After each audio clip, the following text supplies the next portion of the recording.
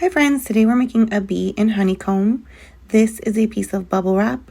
We're painting on the side where you can feel the bubbles. You're going to take a thin layer of paint, yellow or red or orange.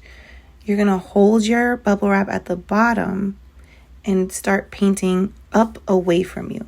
So you see I'm starting where my fingers are and I'm painting up. Look what happens if you try to go the other way. Ooh, your bubble wrap will just collapse. So you're starting at your fingers and you're painting up. Next, you're getting your hexagon paper. You're flipping your bubble wrap over and you're massaging it. And then you're going to hold the paper, take the bubble wrap, and pull it up. And you have your pattern. Let's say you also have red on your plate.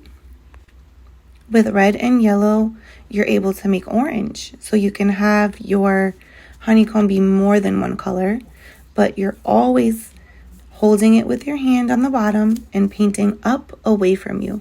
Here, Miss Shelley was trying to do a pattern. I was trying to do stripes. So let's see how that turns out.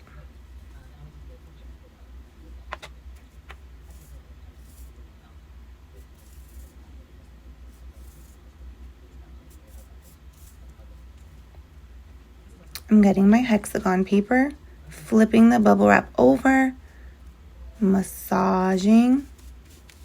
Then I hold the white paper with one hand and pull the bubble wrap up with the other. That one's kind of cool.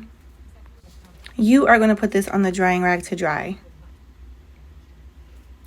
We are going to learn how to draw a bee, a cartoon bee. So you need a circle, kind of a weird letter U shape, a letter U, a letter U. These are the wings. Wait a minute. This is looking like a turkey. I promise it'll be a bee. Here we go. Here's the stripes that are going to make it look like a bee.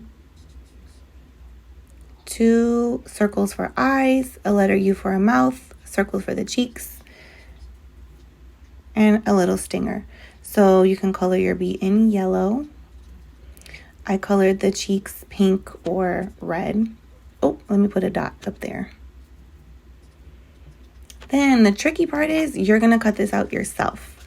So you're going to move your paper. If you move your paper, that'll help you cut it out easily.